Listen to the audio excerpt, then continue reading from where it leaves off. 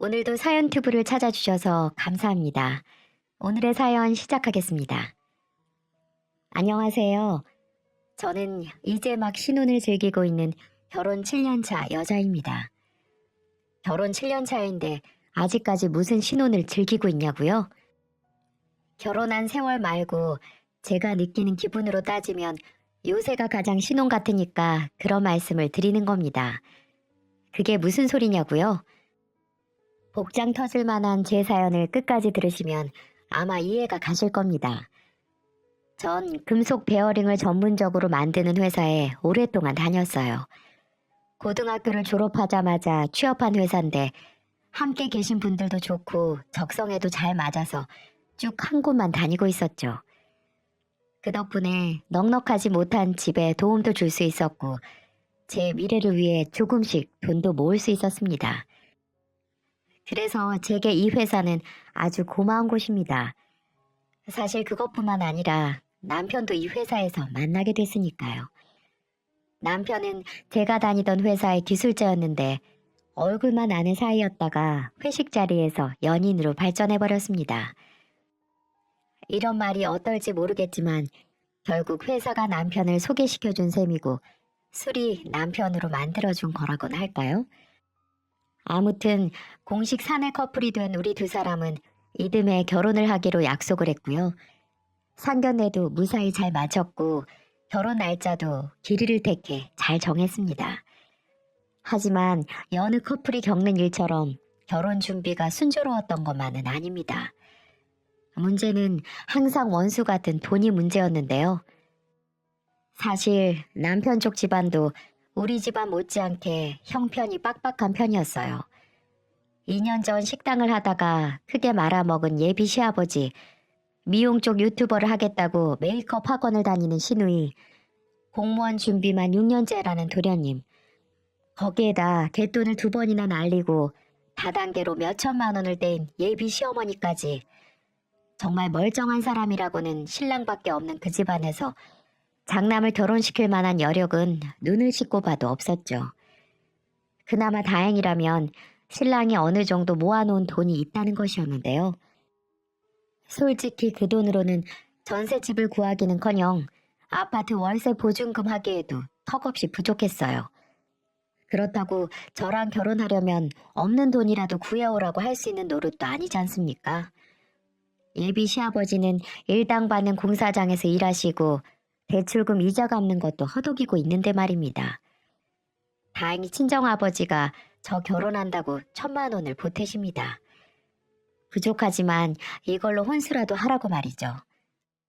저희 아버지가 그만한 돈을 모으기까지 얼마나 고달팠을지 짐작이 되었기에 금방 눈시울이 뜨거워지더군요. 다 키워놓은 생떼 같은 자식, 다른 남자랑 집 나가서 살겠다는 딸이 뭐가 예쁘다고 돈까지 내놓으실까요? 마음이 서글프고 애달파서 결혼을 물리고 싶을 정도였습니다. 또 잘 사는 모습을 보여드리는 것도 효도라는 생각이 들면서 힘든 환경 탓하지 말고 형편에 맞춰 살자는 생각도 들더군요. 그렇게 우리 두 사람은 일단 돈을 모을 때까진 작은 집에서 신혼생활을 시작하기로 했습니다. 월세는 나가지만 둘이 같이 직장을 다녔기 때문에 문제가 되지 않았고 집은 좁았지만 차츰 넓혀가는 재미로 살기로 했죠. 아니, 그렇게 생각하려고 노력을 했었어요. 돈이 없는데 아이처럼 투정만 부릴 수 없는 노릇이었으니까요. 그리고 결혼식을 한 주 앞둔 어느 날 예비 시부모님께 인사도 할 겸 시댁에 저녁을 먹으러 갔는데요. 예비 시어머니가 버선발로 나와서는 반갑게 맞아주시더라고요. 안녕하세요, 어머니. 아이고, 우리 수정이 왔니? 며칠 못 본 사이에 더 예뻐졌네. 결혼식이 얼마 안 남아서 그런가? 아니면 내 눈에 온통 수정이 너밖에 없어서 그런가? 아이, 어머니도 참. 요새 나한테는 우리 예쁜 며느리밖에 안 보인단다.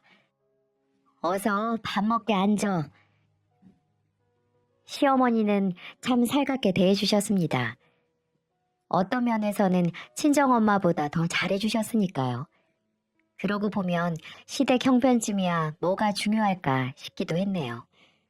부족하고 없는 살림이라도 시부모님 사랑 받으면서 지내는 게 훨씬 낫잖아요. 수정아, 오늘 삼겹살 구워 먹기로 했는데 괜찮지?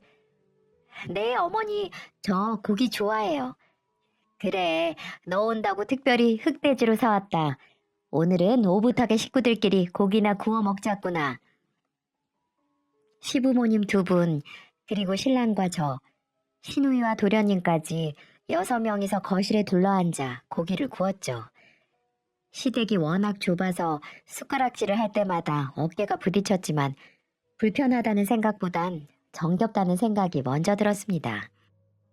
손수 삼겹살을 구워 쌈을 건네주시는 시어머니도 감사했고 절 흐뭇하게 보는 시아버지도 따뜻했어요. 물론 무뚝뚝한 도련님과 얄밉게 말을 하는 시누이가 좀 그랬긴 했지만 말입니다. 이제 저도 이 집안 식구가 된다고 생각하니까 기분이 좀 묘하더라고요. 즐겁게 식사를 마치고 차를 마시며 대화를 나누고 있었는데 시어머니가 제게 뭔가를 건네시는 겁니다. 수정아, 이거 받아라. 이게 뭐예요, 어머니? 사실 내가 너한테 미안한 게 많아. 새 신부 옷도 해주고 예물도 해줘야 하는데 너도 알다시피 우리 형편이 영 그렇지 않니? 내가 그런 건 못 해주는 대신 이거라도 주고 싶어서. 내가 시집 올 때 친정엄마가 해주신 진주 목걸이야. 세월이 워낙 많이 지나서 볼품은 없지만 나한테는 귀한 거니까 기쁜 마음으로 받아주겠니? 어머, 정말요? 정말 이 귀한 걸 저한테 주시는 거예요? 그래, 우리 며느리가 받아준다면 정말 좋겠구나. 당연하죠, 어머니. 이렇게 귀한 걸 제가 왜 싫다고 하겠어요. 정말 감사하죠. 저 진짜 너무 좋아요, 어머니. 그래, 그렇게 생각해주니까 고맙다. 나한테는 우리 엄마 추억도 있고 시집 와서 고생했던 기억도 있는 소중한 물건이란다. 우리 수정이가 이 목걸이를 소중히 간직해줬으면 좋겠어. 그거야 당연한 말씀이죠. 정말 대대손손 간직할게요. 정말 오래된 진주 목걸이였지만 전 명품 목걸이를 받는 것보다 기뻤습니다. 시어머니의 어머니, 어쩌면 또 그 어머니가 물려주셨을지도 모를 이 귀한 물건을 제가 잊는다는 게 참 기분이 묘하더군요. 이제 진짜 식구가 되는 것 같은 기분이었습니다. 결혼식 날은 어김없이 다가왔고 전 새하얀 드레스를 입고 많은 사람들의 축복 속에서 결혼식을 올릴 수가 있었습니다. 친정 부모님의 눈물도 보았고 신랑의 한박 웃음도 보았고요. 친구들의 환호성과 축하를 받으며 전 평생의 반려자와 함께 긴 인생을 걷게 되었습니다. 그런데요, 결혼식은 아무 문제 없이 잘 끝났지만 딱 한 가지 제 마음에 걸리는 게 있었습니다. 별거 아닌 일이었는데 제가 패백을 마치고 탈의실에서 옷을 갈아입는데 도련님과 아가씨의 대화 소리를 듣게 된 것이었죠. 두 사람은 가까이에 제가 있다는 것도 모르고 푸념을 늘어놓더라고요. 아, 결혼식 정말 피곤하다. 결혼식이 왜 이렇게 오래 걸리는 거야? 누나도 참, 결혼식 내내 식당에 앉아 있었으면서 불평이 왜 그렇게 많아? 그래서 더 고역인 거야. 할 일 없이 시간 때우는 게 얼마나 힘든데. 근데 넌 오빠 결혼식에 얼마 넣었니? 얼마? 내가 형 결혼식에 돈까지 내야 하는 거야? 뭐? 그럼 형제가 안 내면 누가 내니? 아, 그래? 그건 내가 몰랐네. 난 그냥 우리 집 혼사니까 안 내도 되는 줄 알았지. 그러는 누난 얼마 냈는데? 나도 안 냈어. 요새 누나가 화장품 사느라 돈이 좀 나갔거든. 그래서 그냥 조용히 입 닦았지. 아, 뭐야? 그러면서 나한테 그런 소리가 나와? 야, 너랑 나랑 똑같니? 하긴 뭐 백수 남동생, 여동생 돈 오빠 잘못이지 뭐. 뭐 어때? 어차피 오빠는 새언니랑 나가 살 건데 잘 살길 빌어주는 게 최고 아니겠어? 오랜만에 옳은 소리 하네. 도련님과 아가씨의 철없는 대화에 실소가 터지는 겁니다. 아무리 철부지들이라지만 다 큰 성인이 할 말은 아니지 싶더라고요. 형, 오빠가 결혼을 하는데 돈이 없으면 미리 아르바이트라도 해서 작은 선물이라도 준비하는 게 인지상정이죠. 저런 말을 아무렇지도 않게 한다는 게 말이나 됩니까? 저런 도련님 아가씨가 우리 신혼생활에 딴죽이나 걸지 않을까 은근 걱정이 되더라고요. 아무튼 우리는 신혼여행을 다녀와서 신혼집에서 새로운 인생을 시작했어요. 작은 신혼집이었지만 우리 두 사람만 오롯이 산다는 게 너무 좋았어요. 사랑하는 사람과 함께 산다는 기쁨이 얼마나 큰 건지 확실히 알 수 있었습니다. 그렇게 우리 두 사람은 함께 출근하고 함께 퇴근하면서 신혼생활을 즐기고 있었어요. 그런데 시어머니에게서 전화가 걸려오는 겁니다. 수정이니? 네, 어머니, 저예요. 그래, 요새 어떻게 지내고 있어? 얼굴 한번 보고 싶은데 언제 한번 들러라. 너 좋아하는 잡채 해놓을게. 그래요? 그럼 이번 주말에 오빠랑 함께 갈까요? 아니, 종혁이는 내버려두고 우리 둘만 만나자. 내가 기니 할 말도 있고 해서. 아, 그래요? 네, 알겠습니다. 시어머니가 할 말이 있다며 남편을 두고 보자는 겁니다. 무슨 일인지 무척 궁금해서 남편에게 넌지시 물어보았죠. 오빠, 어머니가 나한테 할 말이 있다고 오빠 빼고 둘만 보자시는데 뭐 아는 거 있어? 그래? 글쎄, 난 들은 얘기 없는데 뭐 때문에 그러시지? 그러게, 무슨 말씀을 하시려는 걸까? 전 궁금증을 참고 어머니를 만나 뵀어요. 그런데 어머님이 정말 뜻밖의 말씀을 하시는 겁니다.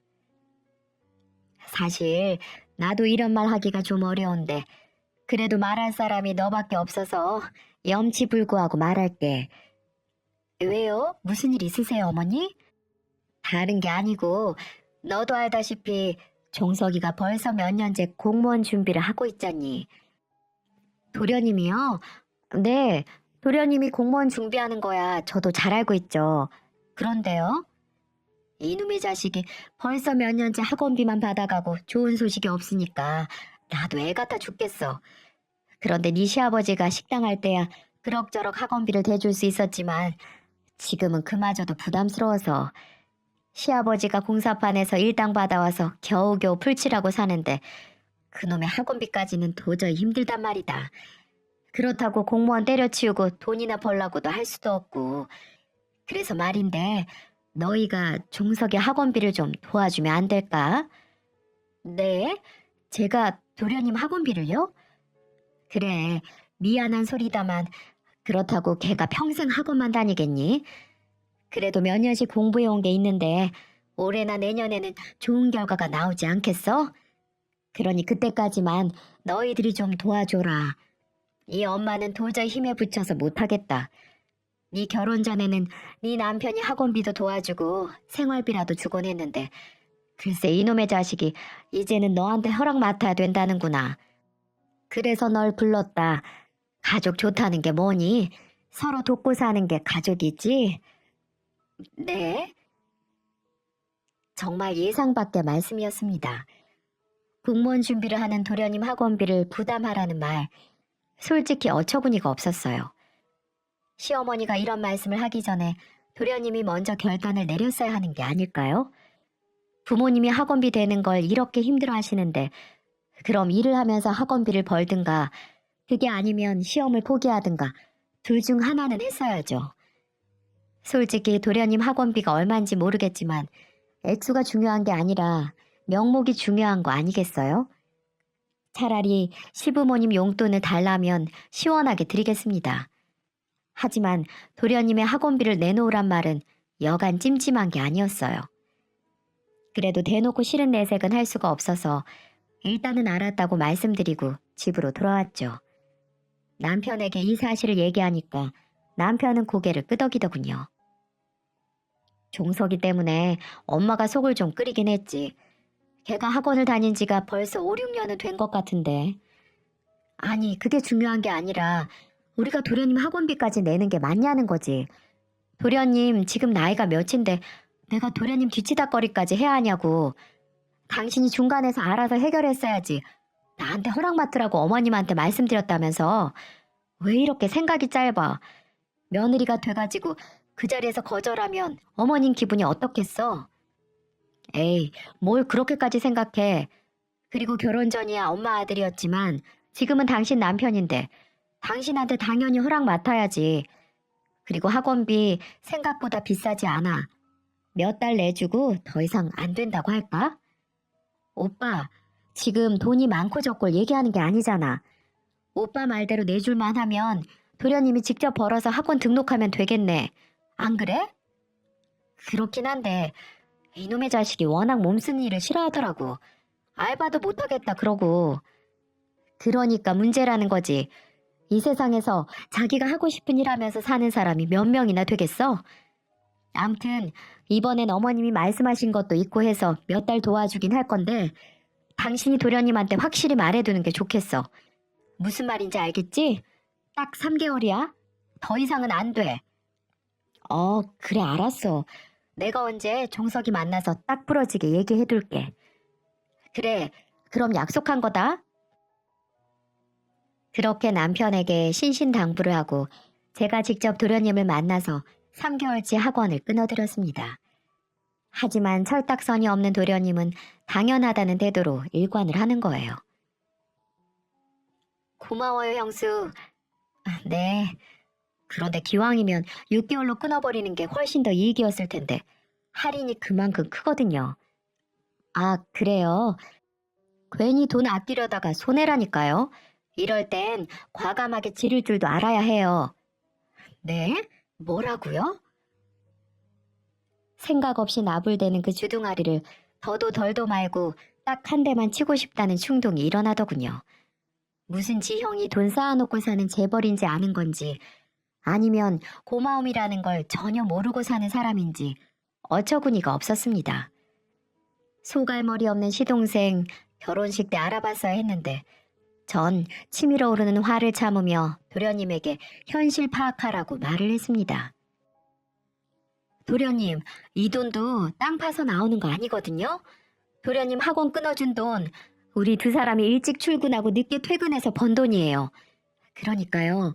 한눈 팔지 말고 열심히 공부하셔서 꼭 보답하세요. 네? 네?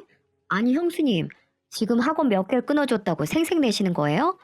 이거 형이랑 얘기 다 된 거 아니었어요? 그렇게 말씀하시니까 기분이 좀 그러네요.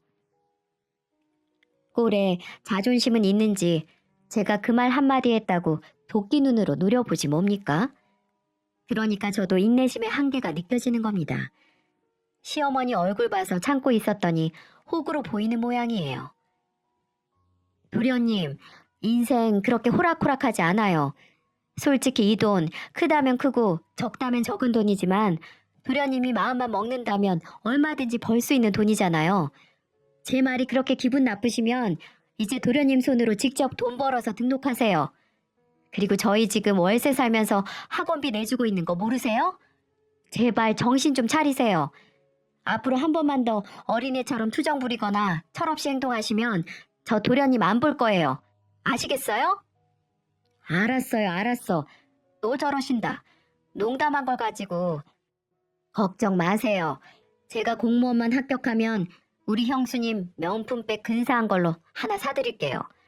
사람은 은혜를 입었으면 갚는 게 인지상정 아니겠어요? 웃지 좀 마시고 저 지켜볼 거예요. 그렇게 쏘아붙이고 쌩하게 돌아왔네요. 집으로 돌아오는데도 분이 풀리지가 않았습니다. 돈을 쓰면서 이런 대우까지 받아야 하는 게 정말 짜증나더라고요. 그런데 더럽고 찝찝한 기분으로 집에 돌아오자마자 시어머니한테서 전화가 오는 겁니다. 불길한 예감이 딱 드는 겁니다. 예, 수정아. 너 학원 끊어주면서 종석이한테 뭐라고 그랬다며? 어쩜 그깟 학원비 몇 푼 대주면서 애기를 죽이니? 종석이도 엄연히 시댁 사람인데 그렇게 함부로 굴어도 되는 거니?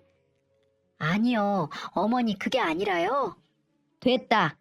이럴 거면 처음부터 싫다고 하지. 왜 된다고 해서는 이 사다를 만드니? 넌 시댁에 쓰는 돈이 그렇게 아까워? 어머니, 제 말 좀 들어보세요. 전 생색을 내려던 게 아니라. 시끄럽다. 아무튼 너한테 실망이 아주 크구나. 내가 널 그렇게 아끼고 예뻐했는데 사람 뒤통수를 이런 식으로 치니? 됐다. 이만 끊자. 시어머니는 제게 변명할 기회조차 주지 않고 전화를 끊어버리시는 겁니다. 이건 뭐 덤터기란 덤터기는 제가 다 뒤집어 쓴 꼴이 됐습니다. 갑자기 돌변하시는 어머님, 역시 팔은 안으로 굽는다는 말이 틀린 말이 아니었어요. 그렇게 밤새 열이 목구멍으로 올라오는데 가슴을 치며 겨우 화를 삼켰네요. 남편에게 이 모든 일을 말했지만 남편은 태평하기 그지없었습니다. 신경 쓰지 마. 내가 엄마한테 잘 말할게. 당신이 종석이한테 그런 뜻으로 말한 게 아니라고 잘 설명드릴 테니까 화 풀리실 때까지 내버려둬. 아니 오빠, 정말 심각하다니까? 나 어머니가 저렇게까지 화내시는 거 처음 봤어. 그런데 솔직히 나 욕먹을 짓 한 거 아니라고 생각하거든? 고마움도 모르고 삐죽대는 도련님한테 그 정도도 말 못해? 오빠도 그렇게 생각하지? 그럼 당신이 충분히 그렇게 말할 수 있지. 종석이 그놈이 고생을 모르고 자라서 저래. 지도 돈 벌어보고 돈 때문에 눈물도 흘려봐야 정신 차리지. 아 진짜 나 속상해 죽겠어. 오빠가 어떻게 좀 해봐. 그래, 내가 다 알아서 할 테니까 신경 쓰지 말고 가만히 기다리고 있어. 어? 성격이 순하디 순한 남편이야 늘 제 편이죠. 정작 시어머니한테 어떻게 말할지는 모르겠지만 우선 속상한 제 마음을 달래주려고 애를 쓰는 모습이 제 눈에도 보이는 겁니다. 하지만 그래도 남편은 장남 아니겠어요? 그래서 모자란 시댁 형편 조금이나마 거두려고 애를 쓰는 거고 사람 구실 못하는 동생들 도우려고 하는 거 아니겠습니까? 어떻게 보면 저와 시댁 식구들 사이에 끼어있는 남편은 여기저기 눈치를 보느라 정신이 없을지도 모르겠네요. 하지만 이럴수록 남편이 중심을 잘 잡아줘야 합니다. 우리 목구멍도 포도청인데 시댁 식구들까지 먹여 살릴 수는 없는 거니까요. 능력이 있다면 100번 돕는 게 맞겠지만 되지도 않는 능력으로 허세를 부리는 건 진짜 아니라고 생각합니다. 그런데 남편의 마음은 꼭 그런 것만은 아닌가 봅니다. 한 번은 이런 일도 있었는데요. 시아버지의 환갑이 다가오는데 남편이 제게 넌지시 이러는 거예요. 이번에 아버지 환갑잔치를 해야 할 텐데 몇 명 정도 예약을 해야 하지? 환갑잔치? 아버님 환갑잔치 해드릴 생각이야? 그럼 환갑인데 당연히 잔치를 해야지. 그러니까 가족들끼리 식사하고 용돈이랑 선물 드리는 게 아니라 잔치를 하겠다고? 그런데 오빠, 누가 요새 환갑잔치를 해? 에이, 그건 아니지. 아버지 무병장수 기원해드리려면 친인척들 부르고 행사 도우미 부르고 크고 성대하게 잔치를 해야지. 뭐? 칠순도 아닌데 그렇게 요란하게 잔치를 연다고? 그럼 사람들이 욕한다니까. 그냥 맛있는 거 사드리고 용돈 드리면 되지. 수정아, 너 시아버지 환갑인데 그렇게 그냥 넘어간다고? 그 말은 좀 서운한데? 아니, 오빠, 그게 아니고. 그때도 그런 남편을 설득하느라 한참 진땀을 뺐습니다. 장남 마음이야 왜 모르겠어요. 전 부모님을 소홀히 대하자는 게 아니라 분수에 맞게 살자는 겁니다. 요새 환갑잔치를 하는 사람도 드물 뿐더러 그 비용이면 차라리 금이나 현금으로 드리는 게 맞죠. 안 그렇습니까? 아무튼 시동생 학원비 사건 때문에 전 시어머니에게 딱 찍혀있는 상태였어요. 그렇게 한 두어 달쯤 흘렀을까요? 시어머니의 화가 어느 정도 풀렸겠거니 생각을 하고 여수에서 특별히 주문한 갓김치를 싸들고 남편과 함께 시댁에 찾아갔죠. 시어머니가 갓김치라면 정말 좋아하시거든요. 하지만 시댁에 발을 디디는 순간까지 분위기가 정말 냉랭하더라고요. 전 애써 얼굴에 웃음을 지으면서 없는 아양을 떨었습니다. 어머니, 이거 제가 여수에서 시킨 갓김치인데요. 한번 드셔보세요. 어머니 드리려고 정말 잘하는지 골라서 주문한 거예요. 갓김치? 예, 나이 들수록 김치처럼 염분 많은 음식 줄여야 하는 거 몰라? 넌 네 시애미가 빨리 죽으라고 이딴 거 주는 거니 뭐니? 네? 아니 어머니, 그게 아니고요. 그리고 김치를 주려거든 네가 직접 담가서 줄 생각은 안 하고 사다 주는 게 어딨어? 넌 정성이라는 것도 모르니? 시어머니가 화가 단단히 난 모양입니다. 말 한마디 한마디에 서슬퍼런 날이 서 있는데 남편까지도 어쩔 줄을 몰라 하더라고요. 어이, 엄마, 이제 그만 좀 해요. 수정이가 엄마 생각한다고 애써서 주문한 건데 왜 그렇게 말씀하세요? 아직도 종석이 학원비 때문에 화가 안 풀렸어요? 누가 그것 때문에 그런데? 사실이 그렇다는 거지, 사실이. 수정이가 지금 주부 몇 년 차인데 김치 한 포기 제대로 담글 줄 몰라서 사다 먹어? 네가 등신처럼 맨날 싸고 도니까 수정이가 저러는 거 아니야? 엄마, 무슨 말이 그래요. 싸고 돌긴 누가 싸고 돌아요. 엄마는 아내한테 최선을 다하는 게 그렇게밖에 안 보여요? 으이구, 이 등신아. 이러니까 내가 복장이 터지지. 안 터지고 배겨? 으이구. 가슴을 쾅쾅 치며 울분을 토해내는 시어머니를 보는데 정말 이건 아니다 싶었습니다. 이러다간 저 때문에 모자 사이까지 갈라지게 생겼어요. 아직도 도련님 학원비 때문에 분이 안 풀리신 것 같은데 갓김치 정도로 화해를 하려던 제가 어리석었던 거였죠. 어머니, 죄송해요. 저희 그만 돌아갈게요. 그냥 쉬세요. 그렇게 화가 난 남편을 이끌고 나가려는데 시어머니가 버럭 소리를 지르는 겁니다. 예, 넌 사람 속을 뒤집어 놓고 이렇게 나가버리면 그만이니? 너는 어쩜 그렇게 제멋대로야. 갈 거면 이 김치나 가져가라. 시어머니가 그렇게 화를 내며 제가 가져온 김치통을 패대기 쳐버리는 겁니다. 애써 준비한 갓김치가 사방으로 터져 나와서 묵사발이 되는데 그 참담한 광경은 아마 보지 못하신 분들은 잘 모르실 거예요. 제 속이 속이었겠습니까? 무턱대고 화만 내는 시어머니가 야속하기도 하고 제가 알던 그분이 맞나 싶더라고요. 그래서 저도 분한 마음에 시어머니에게 쏘아붙였죠. 어머니, 정말 너무하시는 거 아니세요? 제가 무슨 잘못을 그렇게 했다고 이러세요? 저 도련님 학원비 대준 죄밖에 없거든요? 그런데도 제가 이런 수모를 당해야 돼요? 수모? 너 지금 수모라고 했니? 그래, 말 한번 잘했다. 돈 없다는 죄로 며느리한테 내가 당한 수모는 어쩔 거냐? 너 네 시어머니가 능력 없다고 무시하고 시동생 시누이 하찮게 보는 거 누가 모를 줄 알았니? 제가 언제 그랬어요? 어머니는 왜 없는 말을 지어내고 그러세요? 네가 아무리 아닌 척을 해도 척 보면 다 안다. 어머니! 억지를 쓰는 시어머니에게 저도 지지 않고 대들었습니다. 너무 억울하고 분해서 참지 못하겠더라고요. 제가 막 들이대니까 당연히 시어머니도 눈이 허옇게 뒤집어졌죠. 저와 시어머니가 붙는 바람에 시댁은 그야말로 난리가 났고요. 남편은 절 말리고 시아버지는 시어머니를 뜯어 말린 후에야 겨우 끝이 날 수 있었습니다. 겨우 진정을 하고 집으로 돌아왔는데 이제 시댁이랑은 인연 끊고 살 수밖에 없다는 생각이 들더군요. 벌써 저렇게 감정이 상한 시어머니랑 화해하는 건 불가능할 것 같았고요. 저도 더 이상 시댁이랑 얽히고 싶지도 않았습니다. 생각 끝에 남편에게 진지하게 말했죠. 오빠, 일이 이렇게 돼서 정말 미안한데 나 이젠 어머니 못 볼 것 같아. 내가 왜 이런 대우를 받아야 하는지도 모르겠고 어머님이 왜 저렇게 화를 내시는지도 이해할 수가 없어. 난 그냥 어머니 안 보고 살아야 할 것 같아. 그러니까 오빠도 그렇게 이해해줘. 그래, 수정아, 이해해. 마음 풀릴 때까진 너 하고 싶은 대로 해.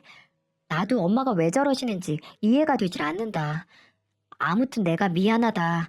내가 중간에서 잘했어야 오해가 생기지 않았을 텐데 말이야. 오히려 제게 사과를 하는 남편을 보니까 마음이 좀 누그러지긴 했지만 이미 시어머니와 저의 관계는 틀어질 대로 틀어진 셈이었죠. 그래도 하는 수 없습니다. 이제 남편과 전 우리 인생을 살아야 하고 시댁은 시댁 인생대로 살면 그뿐이니까요. 그렇게 큰 사달이 있고 난 후 저희에게 정말 기쁜 소식이 전해졌습니다. 아파트 청약을 넣었는데 그곳에 당첨됐다는 연락이 온 게 아니겠어요? 그 소식에 남편을 얼싸안고 얼마나 뛰었는지 모르겠습니다. 시어머니와의 전쟁 같던 싸움은 머릿속에서 싹 지워질 정도로 기쁘더라고요. 작은 집에서 살다가 그런 번듯한 아파트에 살 수 있다는데 좋지 않을 이유가 있겠어요? 마치 꿈이라도 꾸는 것 같았죠. 하지만 문제는 분양을 받을 자금이 부족하다는 것이었습니다. 솔직히 청약에 당첨될 생각은 하지도 못하고 혹시나 하는 마음으로 지원을 한 거였거든요. 당연히 분양대금을 치를 자금은 준비가 안 된 상태였죠. 아파트 담보대출이 있긴 했지만 그것만으로는 충분하지 않았고 모아놓은 돈으로는 모자란 금액을 채우기에 턱도 없었습니다. 자금 준비가 안 되면 어렵게 당첨된 아파트가 날아가 버리는 거죠. 전 어떻게 해서든 분양대금을 치르고 아파트에 입주하고 싶었습니다.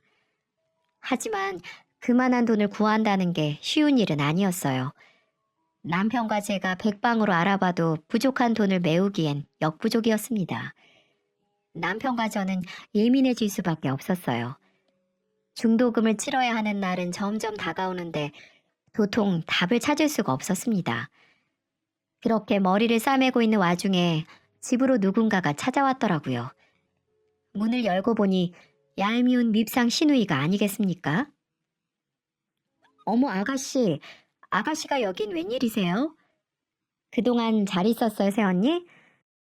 촬영 때문에 근처 볼 일이 있어서 왔다가 가방 돌려주려고 들렀어요. 가방이요? 무슨 가방이요? 언니 가방이요. 이거 저 빌려줬잖아요. 네? 아, 언니는 몰랐구나. 그럼 오빠가 언니한테 얘기도 안 하고 그냥 빌려줬나 보네? 아가씨가 내민 가방은 분명 제 가방이 맞았습니다. 딱 하나밖에 없는 제 유일한 명품 핸드백이 신우이 손에 들려있는 겁니다. 아가씨가 오빠한테 제 가방을 빌려달라고 한 거예요? 네, 제가 촬영하느라고 좀 필요해서요. 예전에 언니가 들고 있던 게 생각나서 부탁을 좀 했죠. 하지만 전 당연히 오빠가 언니한테 허락받고 빌려주는 건 줄 알았죠. 참, 이제 하다 별짓을 다 합니다. 남편은 제 가방을 휙휙 꺼내서 지 동생한테 빌려준 거예요. 저는 남편에게 불같이 따져 물었죠. 오빠, 내 허락도 없이 아가씨한테 이 가방을 빌려줬어? 정말 왜 그래 진짜? 가방? 아, 그거 당신 사우나 갔을 때 내가 빌려줬는데. 왜? 빌려주면 안 되는 거야? 가방 다른 것도 아닌데 뭐 어때서 그래? 뭐? 그걸 몰라서 물어? 당연히 남의 것을 빌려줄 땐 주인한테 허락을 맡아야 하는 거 아니야? 오빠가 아가씨한테 가방 빌려준다고 나한테 한마디라도 했냐고. 에이, 그깟 가방 한번 빌려주는데 식구끼리 무슨 허락은. 식구 아니야. 식구 아니라고. 나한테는 식구 아니라고. 전 그렇게 남편에게 가방을 집어던지며 화를 내고 말았네요. 별일 아니라고 할 수도 있겠지만 남편은 온통 시댁 식구들만 우선인 것 같아서 서운한 마음도 들었고요. 그래서 그동안 쌓였던 감정이 폭발한 것 같았습니다.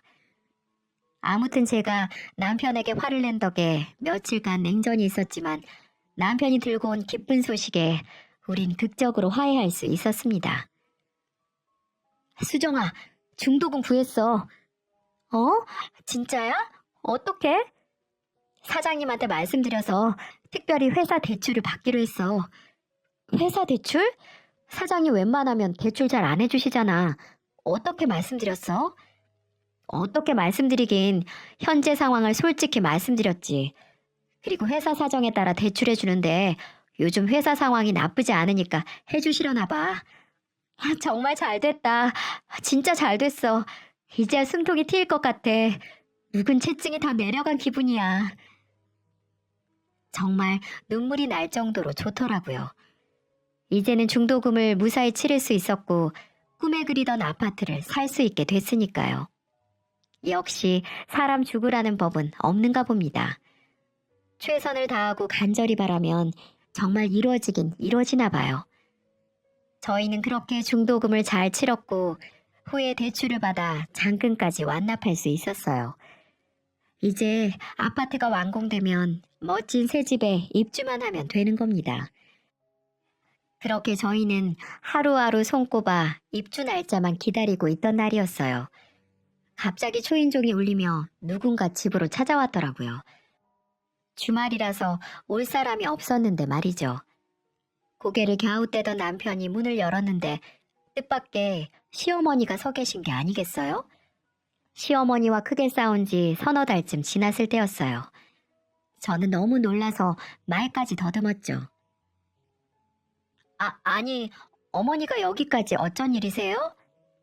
이런 야박한 것들, 시애미 속을 그렇게 긁어놓고 나갔으면 죄송하다고 한마디 할 줄도 알아야지. 시애미랑 인연 끊고 살려고 그랬니? 네가 우리 아들이랑 부모의 연 끊게 하려고 아주 작정을 했구나. 네? 네가 하도 고집을 피우니까 내가 큰맘 먹고 이렇게 왔다. 자, 이거 바꿔라. 이게 뭐예요? 갓김치야. 내가 직접 담은 김치야. 지난번 너한테 김치 집어던진 게 자꾸 생각나서 내가 담가봤다. 어머니. 전 어머니가 이렇게까지 마음을 열고 화해를 청하실 줄은 꿈에도 몰랐습니다. 정말 당시엔 절 잡아먹을 듯이 구셨거든요. 하지만 직접 찾아오신 것도 모자라 김치까지 손수 만들어서 오시니까 괜스레 민망해지더라고요. 저도 죄송했어요. 전 도련님을 무시하려던 말이 아니었는데. 아무튼 제가 어머니한테 너무 대들었죠. 죄송해요. 그래, 서로 이해했으면 됐다. 그게 가족이고 식구 아니겠니? 이제부터는 우리 서로 의지하면서 잘 살아보자꾸나. 네, 알겠습니다. 그리고 종석이 이번에 시험 합격했다. 네? 정말요? 정말 도련님이 공무원 시험에 합격했어요? 그래, 우리 집안에 경사 났다, 경사 났어. 와, 정말 잘 됐네요. 축하드려요, 어머니. 그래, 고맙다. 그런데 축하할 일이 또 하나 있어. 그래요? 뭔데요? 종석이가 결혼을 한다고 지난주에 집에 여자를 데리고 왔다. 같은 학원에서 사귄 여자라는데 애가 참하고 괜찮더라. 종석이도 뭔 아이도 찾고 이제 공무원 시험에도 합격했으니까 웬만하면 결혼시키려고 해. 아, 정말 잘 됐네요. 도련님한테 좋은 일이 한꺼번에 찾아오네요. 그래서 말인데 그래도 종석이 출가시키려면 작은 집 한 채는 있어야 하지 않겠니?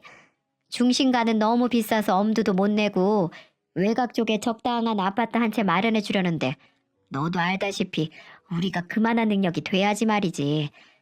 그래서 말인데 너희가 좀 도와줘야겠다. 들어보니까 그쪽 집안에서 아파트를 요구했나 보더라고. 어쩌겠냐. 가족들이 힘을 모아서 도와야지. 어머니, 저희가 도련님 아파트 해줄 돈이 어딨다고 그러세요? 종혁이한테 들었어. 너 이번에 아파트 청약 당첨돼서 곧 입주한다며? 그 아파트 담보로 2억 대출 받으면 어떻겠니? 그 정도면 어떻게든 맞춰볼 수 있을 것 같은데. 물론 대출 이자는 매달 줄 테니까 걱정하지 말고. 표정 하나 안 바뀌고 그런 말을 하는 시어머니 얼굴을 보고 있자니까 기가 차서 웃음도 안 나오더군요. 결국은 또 돈 문제 때문에 기꺼이 절 찾아오신 거였어요. 아직 입주도 하지 않은 아파트를 담보로 대출을 받으라는 말이 어쩜 저렇게 쉽게 나오는 걸까요? 전 그런 시어머니랑 대화를 길게 나누고 싶지 않았습니다. 그리고 확신을 했죠. 남편과 이혼을 하는 한이 있더라도 더 이상 시댁 쪽에는 눈길도 주지 않는 게 속 편할 거라는 것을요. 전 최대한 침착하게 어머니께 말했습니다. 어머니, 이제 어머니 말씀은 더 이상 듣고 싶지 않네요. 어머니 아들, 그냥 어머니가 챙기세요. 2억 해주고 싶으면 어머니 집 팔아서 해주던가요. 뭐라고? 너 또 그렇게 싹퉁머리 없이 말할 거니? 네, 원래 저 이렇게 생겨먹은 년이니까 다신 제 앞에 나타나지 말아주세요. 그리고 혹시 장남도 챙기고 싶으시면 데리고 가셔도 됩니다. 뭐라고? 잘난 아들 데리고 가고 싶으시면 데리고 가시라고요. 청약도 제가 넣었고요. 제 명의로 담보대출 받았거든요. 그러니 정 그렇게 도련님 문제로 성내실 거면 시댁 식구들 전부 보기 싫으니까 데리고 가시라고요. 정말 이젠 지긋지긋하네요. 인연이 뭐? 제가 그렇게 질러버리니 시어머니가 뒷목을 잡고 개거품을 물더군요. 하지만 전 그 쇼 같은 모습에 더 이상 동요하지 않기로 다짐했어요. 이제 다시는 시어머니 얼굴을 보지 않을 거라고 제 스스로 다짐을 했거든요. 여러분, 이게 상식적으로 말이 되는 소린가요? 우리 결혼할 때는 단 한 푼도 도와주지 않고 도와주는 척도 안 하던 사람이 공무원 아들 둔 게 뭘 자랑이라고 2억을 내놓으라고 협박을 하다뇨. 말이라는 것이 통해야 하는 거잖아요. 그리고 시댁 일이라면 발벗고 나서는 남편도 정말 꼴보기가 싫었습니다. 시어머니가 턱도 없는 말을 하고 다녀가신 후 저는 남편에게 단단히 말해뒀어요. 도련님이나 아가씨에게 돈 10원 한 장이라도 보태준다면 곧바로 이혼할 거라고 엄포를 놓았죠. 그리고 저한테 시댁의 시자도 꺼내지 말라고 일러두었습니다. 그게 싫으면 이혼해도 된다고 했고요. 다행히 남편은 제 뜻을 순순히 따르기로 약속했습니다. 정말 이혼 서류 내밀고 내 인감 도장 찍고 남편한테 내밀었거든요. 당신 잘 봐. 앞으로 한 번만 더 내 허락 없이 시댁 도와주거나 말도 안 되는 걸로 시댁 편에 서면 당신 앞으로 남편으로 인정할 수 없어. 그러니 선택해. 나야 시댁이야. 그러자 남편은 제 눈빛을 보고 현실을 직시했는지 저를 선택하더군요. 다시는 시댁에 호구 노릇 안 한다고 말이죠. 그래서 지금은 모든 경제권을 제게 맡기고 한 달에 30만 원씩 생활비를 받아가며 생활하고 있습니다. 남편 명의의 신용카드도 전부 없앴고 제 카드로 필요한 건 쓰고 있어요. 그래서 지금은 남편이 어디서 카드를 긁으면 제 휴대폰으로 띵동 하고 문자가 날라온답니다. 그 덕분에 남편은 절대로 허튼지 못하고 쥐죽은 듯이 살아가고 있네요. 시댁은 결국 제게 꼬리를 내렸습니다. 정말로 그 이후 명절이라든지 집안 행사에 참석하지 않았거든요. 물론 남편은 혼자 조용히 다녀옵니다. 장남인데 어쩌겠어요? 시모는 제게 문자라든지 전화가 와서는 이런 관계가 싫다며 화해를 요구했지만 저는 과감하게 거절했어요. 며느리인 내가 싫다며 그렇게 욕설을 하며 거친 행동을 했던 사람이 꼬리를 내리니까 웃기긴 했지만 나중에 달라질 거라는 보장이 없다는 생각이 들어 그냥 무시해버렸습니다. 그리고 나중에 안 사실인데 결혼 전에 제게 준 진주 목걸이 있죠? 알고 보니까 그것도 시장에서 파는 목걸이를 친정엄마가 준 걸로 속이고 절 준 거였더라고요. 어쩐지 이상했습니다. 누가 봐도 싸구려처럼 보였거든요. 이런 작은 것 하나까지 속인 사람한테 왜 제가 어른으로 대접해드려야 하고 며느리 역할을 해야 되는지 의문이 들더라고요. 그래서 모든 연락들을 다 차단해버리고 있습니다. 이미 버스는 떠났다면서 말이죠. 나중에 정말 시모에게 무슨 일이 생기면 그때는 가볼 생각입니다. 지금은 저희에게 또 하나 좋은 소식이 생겼어요. 그렇게 노력해도 되지 않던 임신이 마음이 편해지니까 바로 생기더라고요. 정말 신기하지 않으세요? 그래서 지금은 출산 준비에만 전념하고 있습니다. 누구 하나 스트레스 받게 해주는 사람이 없으니 얼마나 행복하고 인생이 즐거운지 모른답니다. 그래서 더욱 열심히 살려고요. 남편, 저, 우리 아이, 이 세 식구 잘 살 수 있도록 응원해 주시면 감사하겠습니다. 저도 여러분들 항상 기쁜 일, 좋은 일, 행복한 일만 있으시길 응원해 드릴게요.